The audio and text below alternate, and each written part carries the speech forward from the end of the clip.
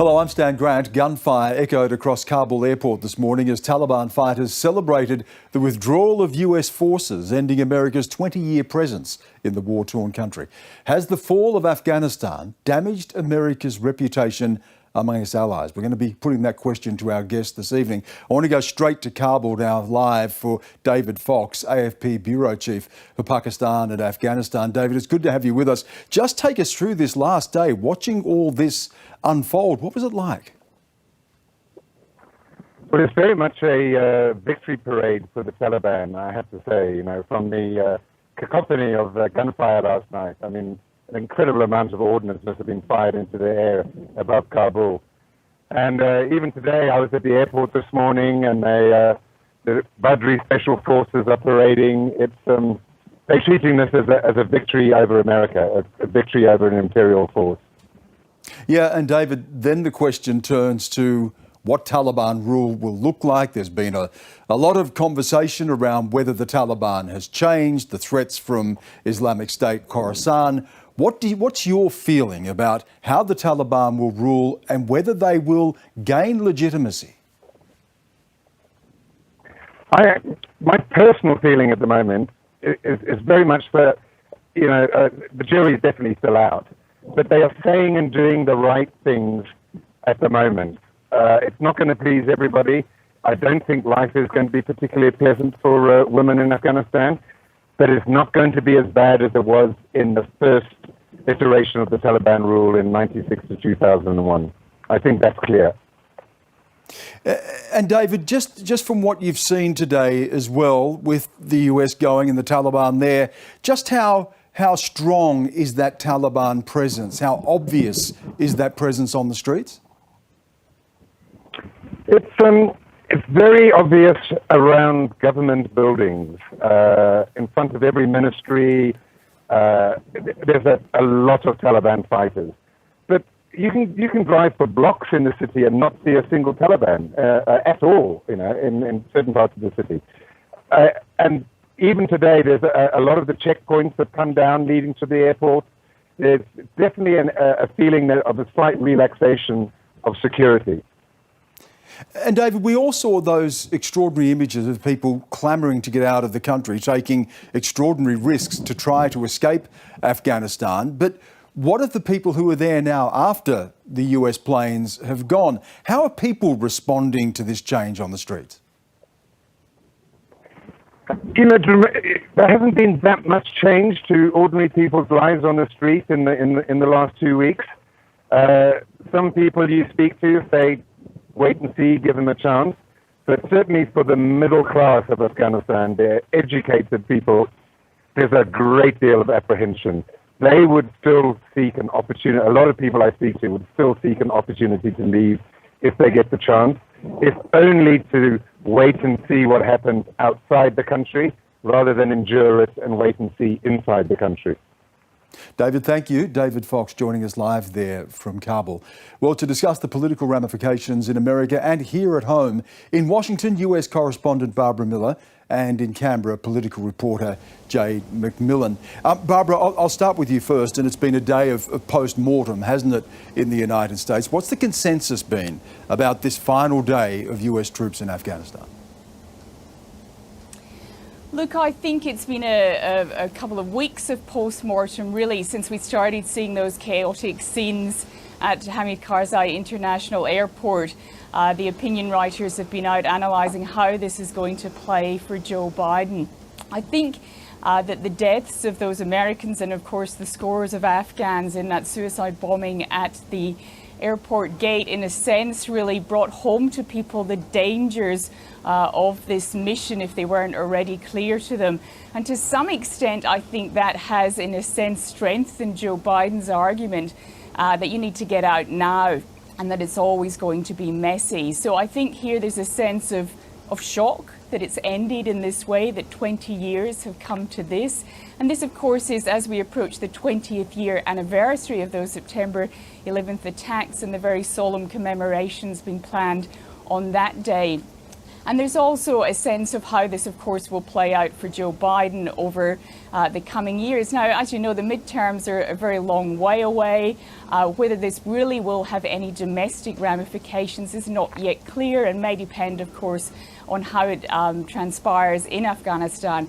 Will the country become a breeding ground again for terrorist attacks on US soil? So Joe Biden is going to take today, it's morning here now in the US. He'll again address the Afghanistan crisis in the early afternoon our time. I don't expect we'll see too much different in that speech. He'll say it was time to get out, it was going to be messy, and that the buck stops with him, whatever that means. He's likely again, of course, to use his skills in empathy to express condolences to the families of the 13 US service members killed, and probably mention again that his son was a veteran and who died. He blames his son's death on the service that he gave, and that possible exposure to toxins, Joe Biden thinks, gave him the cancer that he died of.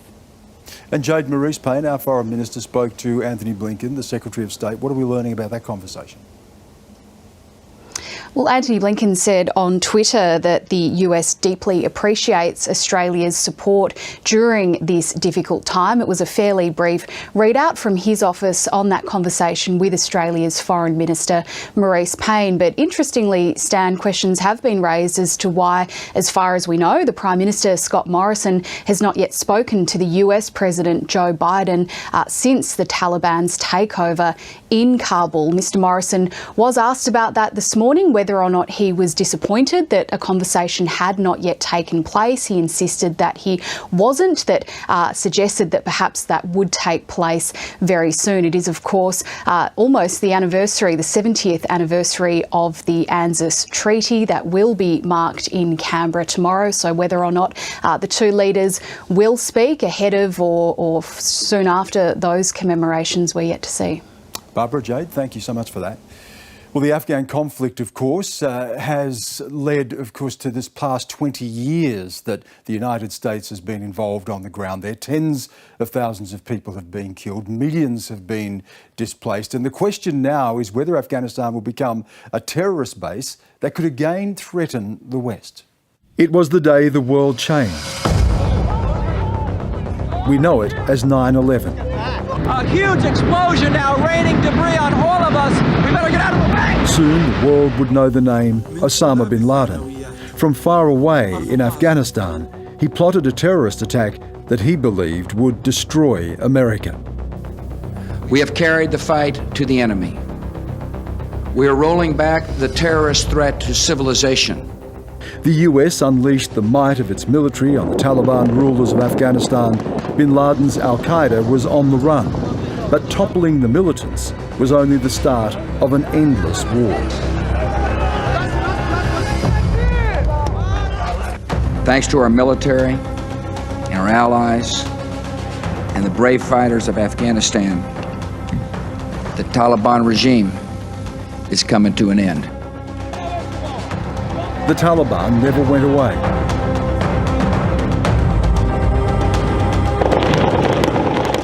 While America switched its attention to Iraq. My fellow citizens, at this hour, American and coalition forces are in the early stages of military operations to disarm Iraq, to free its people, and to defend the world from grave danger. If Afghanistan was the good war, a popular response to an attack, Iraq was a folly. The United States and our allies have prevailed. Overthrowing Saddam Hussein was meant to bring democracy. Yes, Iraqis got the vote. They also got chaos.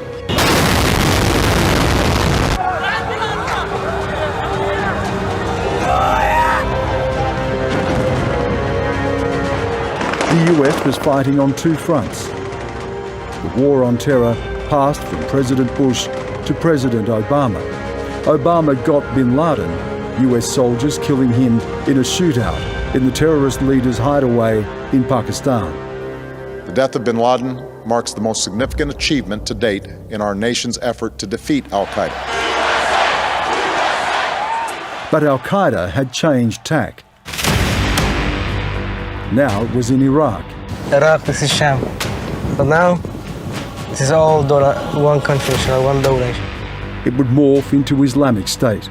With a civil war now raging in Syria, ISIS carved out its caliphate. It was short-lived. But in Afghanistan, the Taliban was resurgent. Yet another president, this time Donald Trump, and a deal with the Taliban for America to withdraw. The Taliban wants to make a deal. We'll see if they want to make a deal. It's got to be a real deal, but we'll see. Now President Biden, the fourth leader to fight this war, says he will not hand it to another. I've concluded that it's time to end America's longest war. It's time for American troops to come home.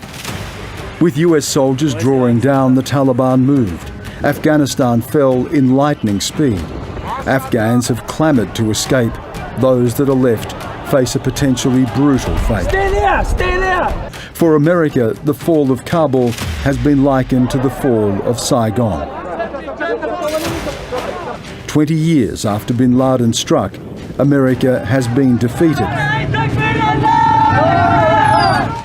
China is rising as the US is seen in retreat. Joe Biden says, don't bet against America. The world now wonders if he can make good on that bet.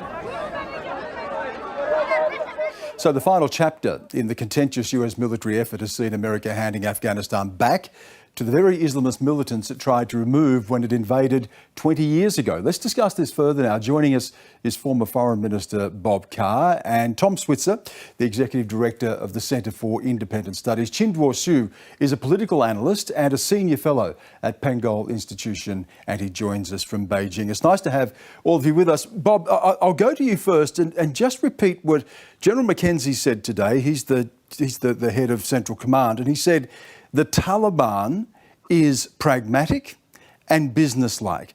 It's extraordinary that that's what coming out of a US general 20 years after the war. What does it tell us about this past 20 years and where we've ended up? I think American allies have got to assume that it shows an unbelievably inconsistent America. This is the America that could have struck a deal with the Taliban in 2005. This is the America that could have accepted Osama bin Laden from the Taliban if they'd compromised and said he was going to go before an international tribunal, not be put on trial by the Americans. This is an America that said under the first of its presidents, the first of the four presidents to manage this war, that America will be there. America will stay committed. Even Joe Biden in February this year at the Munich Security Conference assured American allies that America is back, and only months later is executing the untidiest withdrawal without consulting American allies and invoking every argument about America needing to put its interests first.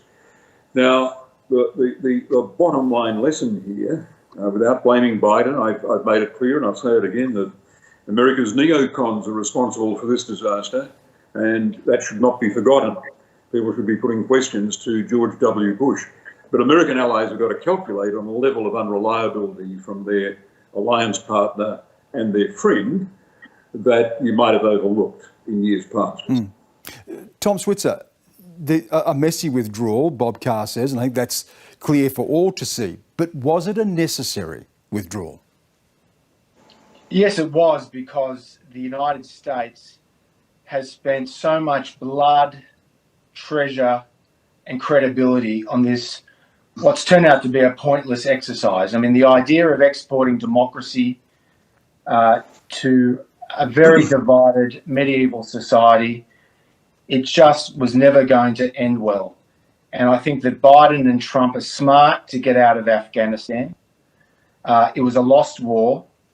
And you have to remember the United States spent about $3 trillion. They lost 2,500 troops. And, of course, countless numbers of Afghanistan civilian lives. Not only was there no good reason to win in Afghanistan, but the commitment helped divert attention away from Asia, which is where I suspect Washington will increasingly turn to. Bob, I'll just come back to you, picking up on what Tom said. Tom said no good reason to win in Afghanistan. You blamed it on the neocons, on George W. Bush. But we must remember that this was a war precipitated by an attack on the United States. What else could the US do but respond in that way in Afghanistan? Oh, it was a matter of defining what the American mission was, Stan. It was one thing to go into Afghanistan and to clear out the Al-Qaeda training camps. It would have been another thing to have gone in there, cleaned out the Al-Qaeda training camps, and to have done a deal with the Taliban for the handing across of Osama bin Laden to go before a non-American international tribunal to answer evidence of his involvement in September 11. It was then an option for America not to define the war as a great exercise, an ambitious exercise in nation building and trying to craft a democracy on Western lines in this tribal, divided, impoverished country. There are options along the way. And while I've got every sympathy for President Biden in finally executing an exit, one that he's been consistent about, one that his predecessor, Donald Trump, set up for him, concluding a deal that would have got America out in May, there was nonetheless an option, and it's going to haunt him, the option of maintaining a residual or minimal presence, enough with air support and surveillance to have given assistance to the fragile entity that ruled parts of the country from Kabul, a simularum of a serious national government, an approximation of a serious national government, and maintained some sort of stasis with troop numbers that are so dramatically low, a few bureaucratic jobs in the Pentagon. That's what they were equivalent to, a few suites of officers in the Pentagon. That was an option for America, but one this president declined not to take, but one that will hound him right through the rest of this political cycle. And I just quickly make this point. I think what a lot of American allies in Asia in particular will be asking is this: who are we going to be dealing with in 3.5 years' time? Kamala Harris or a reinvention of Donald Trump? Okay, on that point, I want to come to you, Chindwar, in just a moment. Just hold fire because I'm going to come to you. But Tom, I want to pick up on that last comment from Bob Carr about what this means for America beyond Afghanistan and what allies will now take from this. Well, you have to remember the United States was badly humiliated in Vietnam in 1975. I mean, that was a very messy, chaotic withdrawal, and American credibility and prestige were a lot lower than it is today. And yet, remember, within 15 years, the United States won the Cold War and became the most powerful state in recorded history, the unipolar moment. Now, it is true that, as Bob implies, the United States has a lot of problems domestically. It's bitterly divided. It's frighteningly polarised. It goes beyond left and right. And at the same time, China appears to be more confident all the time. But you have to remember, the United States is militarily and technologically the most powerful nation in the world. It's now energy independent, whereas China is heavily dependent on fossil fuels. And its demographic trends are far more bullish than they are in China. So there's always a danger in interpreting this moment as a sign of real weakness and decay in America. It has shown time and again it has enormous demonstrated capacity to bounce back from setbacks. Let me go to Chindwar Shu on that. Chindwar, there has already been some comment in some of the state media in China looking at this pullout as a sign of American weakness. Overall, what does China take away from this?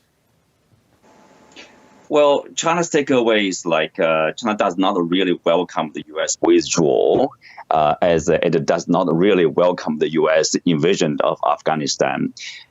Because China has different principles to follow. China has different understanding. Obviously, with the U.S. withdrawal, there's a concern on the Chinese side, as well as, I would say, on the U.S. side, on Russian side, on Indian side, for example, the rise of terrorism. the comeback of terror groups, including ISIS, Al-Qaeda, ETIM, to Afghanistan, which could become a hotbed.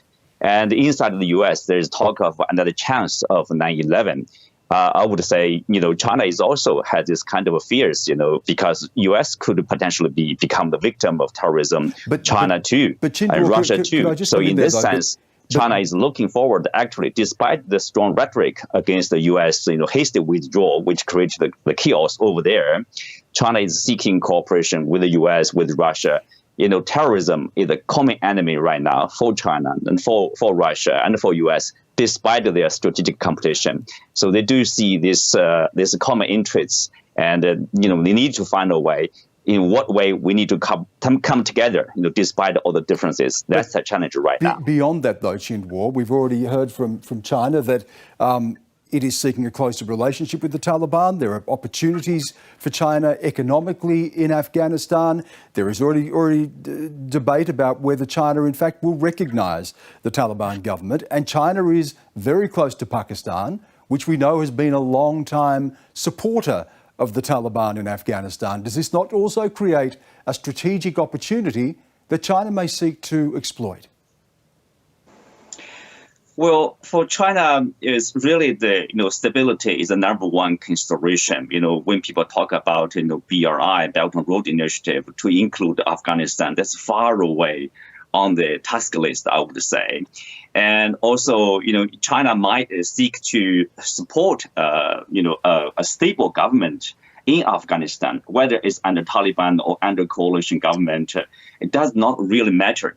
For China, you need to have a stable neighbor on the western part of China. I think a lot of regional countries has a common priority. That is, a stable Taliban-led Afghanistan government will be welcomed as long as it is peaceful, it is stable, it will not support terrorism. It will not support the use of Afghanistan to launch attacks against neighboring countries or any other countries, including the US, Australia, or European nations, by relying on the Afghanistan land. Whether it is a democratic or Western style, it matters the second, I would say. It does not really matter. What we need is a stable and a peaceful Afghanistan. But Bob Carr, in the bigger geopolitical rivalry, this return of big power rivalry, some have called it a return of the new Cold War, China versus the United States. Does this weaken the US to pull out of Afghanistan?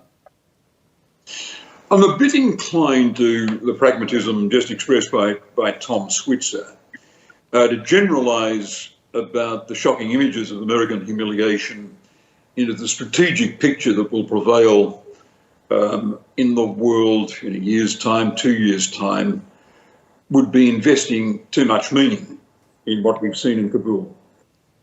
Nonetheless, I think it's got to be said that the polarisation in America, the acute political polarisation, the deadlock that seems to be emerging as the most likely outcome of the midterm elections, and the prospect of a change in president, no matter how you look at things, 2024, means that America's allies and friends, and the rest of the world for that matter, have got to plan for a weaker America and a less reliable one. Now, if that doesn't happen for Australia, that's a happier outcome. But I think it would be wise, and I'm sure this is the calculation being made in foreign ministries in the 10 nations of Southeast Asia, for example. I'm sure it's under consideration in South Korea and Japan, certainly among the West Europeans. It'd be wise to entertain the possibility that the political deadlock in America will grow more acute as the American body politic absorbs what many Americans will see as the shocking humiliation, the display of weakness after 24 years and 4 presidents have attempted to bring peace and central authority to Afghanistan, and in the end, being defeated by ragged insurgents. Okay, let me go to Tom Switzer on that. A weaker United States facing a China that we know is on track to become the biggest economy in the world, is building a powerful military to match, and has already made overt threats about Taiwan. Where does that leave the US and Australia, for that matter, facing down what is a much bigger challenge, if not threat, that could define this century?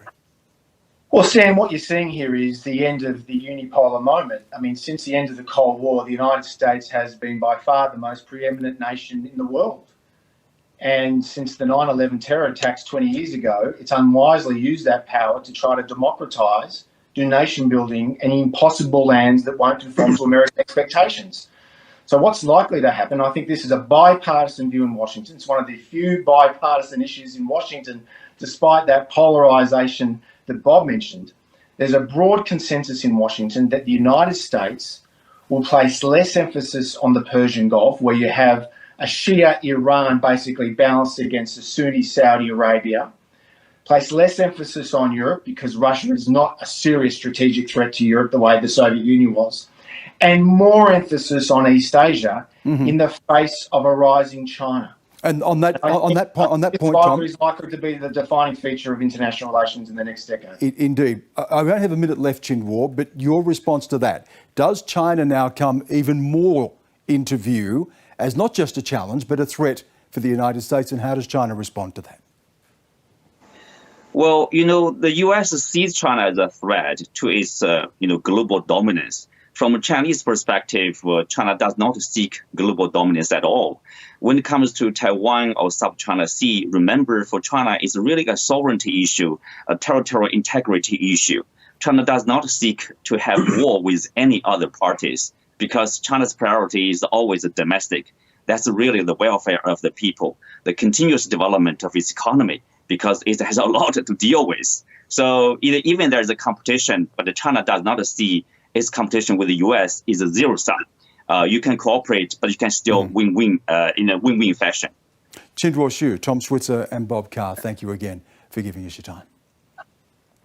Well, the US Secretary of State Anthony Blinken says a new chapter of America's engagement with Afghanistan has begun. He says the US is looking into ways to support Americans and others who want to leave. More than 123,000 people have been safely flown out of Afghanistan. That includes about 6,000 American citizens. This has been a massive military, diplomatic, and humanitarian undertaking, one of the most difficult in our nation's history, and an extraordinary feat of logistics and coordination under some of the most challenging circumstances imaginable. Many, many people made this possible. I want to commend our outstanding diplomats who worked around the clock and around the world to coordinate the operation. They volunteered for duty at the Kabul Airport. They flew to transit countries to help process thousands of Afghans bound for the United States. They deployed to ports of entry and American military bases to welcome Afghans to their new homes. They staffed a 24/7 task force here in Washington, overseen by Deputy Secretary Brian McKeon. And they built a list of Americans possibly seeking to leave Afghanistan, then worked to contact every single one of them repeatedly, making 55,000 phone calls, sending 33,000 emails since August 14th. They solved problem after problem to keep the mission moving forward. Well, Sajjad Askari is a Hazara refugee. He fled from the Taliban as a boy in 2012. He joined me earlier and I started by asking him about his thoughts on what has happened today. It's a very sad day. We are shocked, and I just feel devastated. And I'm deeply worried about the situation in Afghanistan. I mean, Afghanistan is not safe for many, particularly for the religious minorities who would face persecution, violence, and potential genocide. The persecuted ethnic group and religious minority, the Hazara population, have already experienced a massacre in Afghanistan in the 1990s at the hands of Taliban due to their religion and ethnic identity. Thousands of Hazaras were killed in just a few days. Hazara groups estimated that 15,000 Hazaras were massacred in that orchestrated killings in the 1990s. So I, as a Hazara, and we Australian Hazara community, we have fear that we will be that Hazaras will be potential victims of genocide once again under the Taliban rule. And Sajjad, what you've outlined there and those concerns, it raises this question, doesn't it? What more can other countries, particularly Australia, do now? I urge the Australian government to do three things immediately, and that is my first point is that Australia can and must provide permanent protection visa to all those Afghan refugees on temporary visa who are living in Australia for more than 8 years. These people are living in destitution. They are suffering from family separation, visa restriction, and other restrictions. My second point is that Australian government can and must facilitate family reunification to all those Afghan refugees who are living in Australia. Their families are in danger in Afghanistan. We can still, provide protection to their families and get them to safety here in Australia. And my third and last point is that in addition to helping refugees from Afghanistan in Australia, the Australian government must expand its humanitarian intake for Afghan refugees who would face violence and persecution under the rule of Taliban. Sajjad, before we go, can I ask about your situation when you came to Australia, what your status is now? I came to Australia in 2012 by boat as an asylum seeker due to the persecution of Hazara people in Afghanistan. I was detained on Christmas Island, and luckily I was given permanent protection to Australia. I was released in the community. I'm currently a student of law at Monash University, and I love Australia. I love Australians. I'm very happy to be here in Australia, but unfortunately we have around 5,000 Afghan refugees on temporary and chef visas who are living in destitution. They are not as lucky as me due to their visa status. They can't study. They can't bring their families here, and they are just living in limbo and uncertainty. Sajjad Askari there. Well, the Taliban's swift return to power has left Afghanistan's neighbours scrambling to figure out just how do they adjust to a shifting and potentially dangerous geopolitical outlook. Joining us now is Professor Samina Yasmeen from the University of Western Australia and Dr. Sajan Gohel from the Asia Pacific Foundation. Nice to have both of you with us. And Samina, I'll start with you and just get your thoughts on what we're hearing now about Taliban Mark II, if you like, if this indeed is going to be a different iteration of the Taliban. What are your thoughts on that? I think we're expecting too much Taliban to be very different. The reality is that, yes, in some ways they are different from the Taliban of the 1990s. And they have learned to be more diplomatic, learned to engage with the wider world. They have also learned from their mistakes.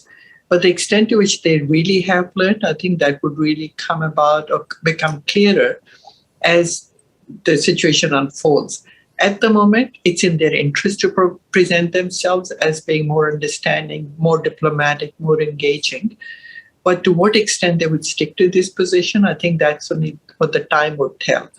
But there is another thing that I think we need to be aware of, which is that Taliban, when they came to power in the 1990s, it was very much with the help of the Pakistani military or the establishment as it's known. But in the intervening period after 2001, when the Pakistan government changed its position and became part of the war on terror against Taliban and Al-Qaeda, there's a different trend that's emerged. One that's aligned with Pakistan, and the other one in which Taliban have built their capacity locally within Afghanistan. So there are two different sources of support. So I think that would change the nature of Taliban.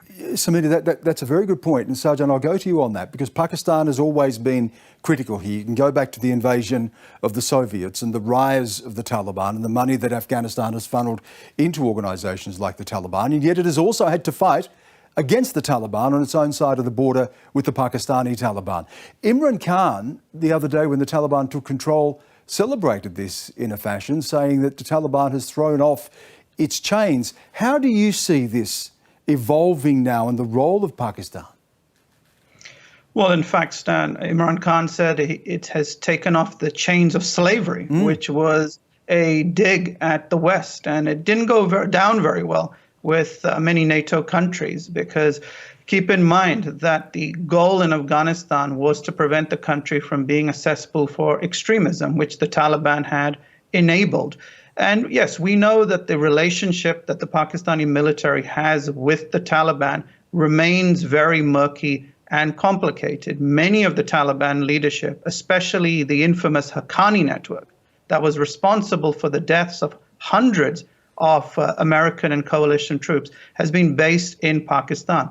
Only recently, Amin al-Haq, a senior figure who connected the Taliban with al-Qaeda, returned to Afghanistan, to Nangarhar province, triumphantly with a Taliban convoy parading him. So we are seeing the disturbing nexus of Taliban, al-Qaeda returning, and very much it's going to depend on how Pakistan handles this, because there has been a lot of criticism of Pakistan in the past, and that skepticism of what Pakistan's going to do remains. It raises this question, Samita, doesn't it? And that is whether we are back to where we were before the 9/11 attacks 20 years ago and the invasion of Afghanistan. Do you see Afghanistan becoming a hotbed of this type of insurgency? We can put Islamic State Khorasan into this mix as well now. That could also lead to attacks beyond Afghanistan in the West, potentially even in the United States. Well, at one level, it is definitely a possibility, because Taliban, even though they have come to power, we're assuming that they'll be able to control the territory in the way that we expect the state administration to do that. The extent to which they'll be able to do that, again, like everything else, will depend on how events unfold. So if they are not able to control the situation, then of course other militant elements like ISIS Khorasan would be strong.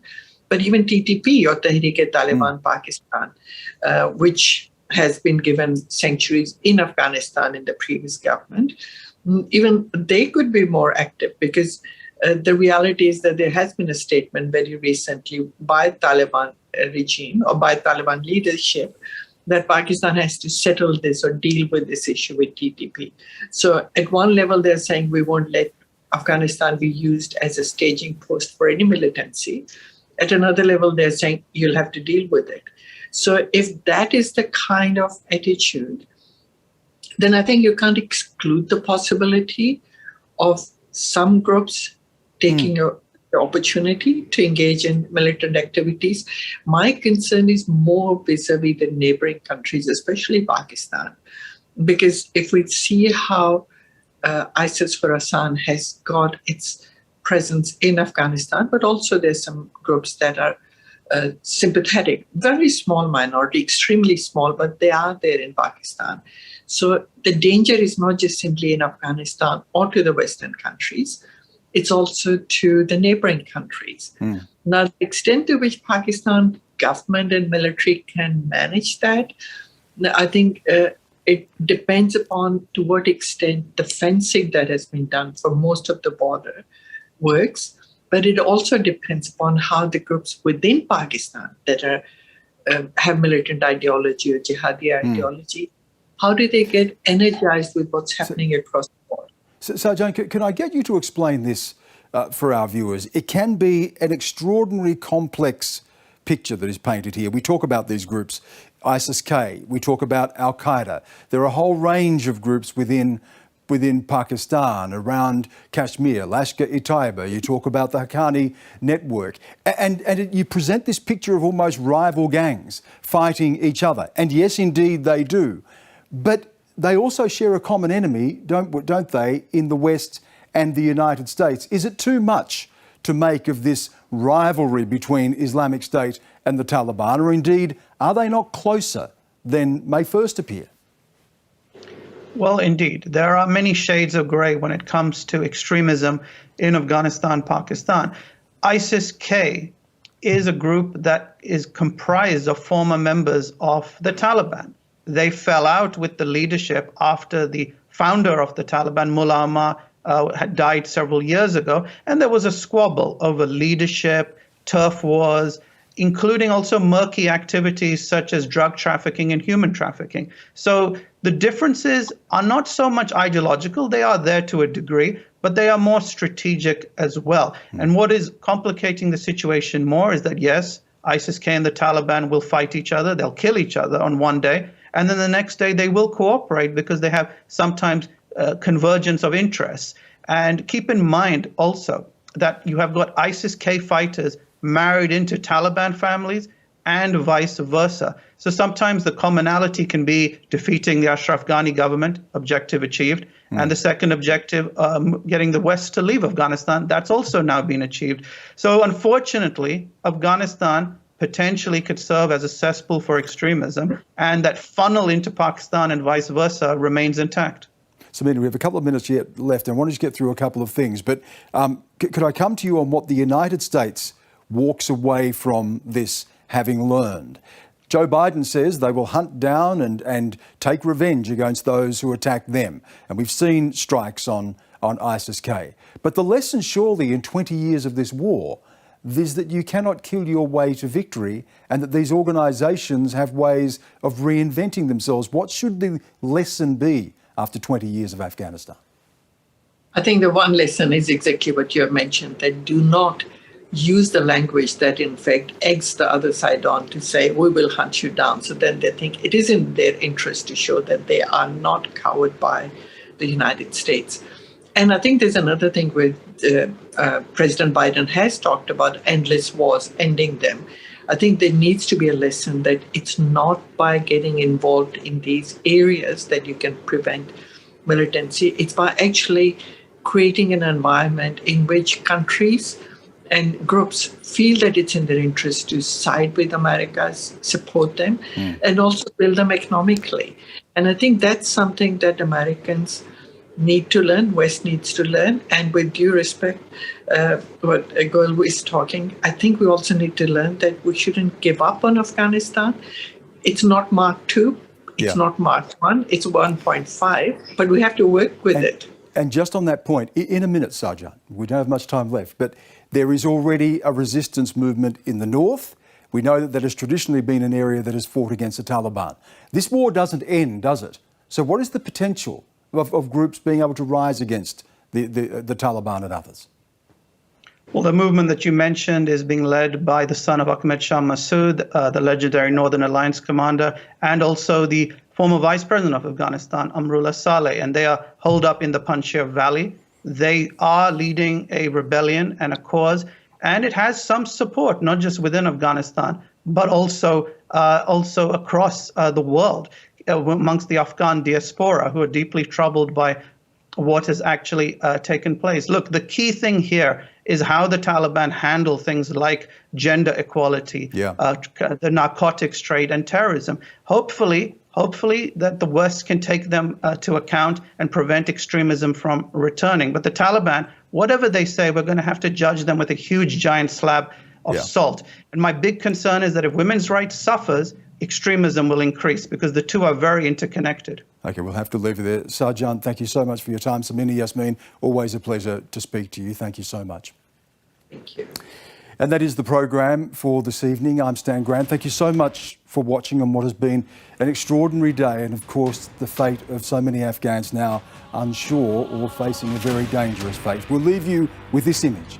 The last American soldier leaving Afghanistan, Major General Chris Donahue, commander of the 82nd Airborne Division. Bye for now.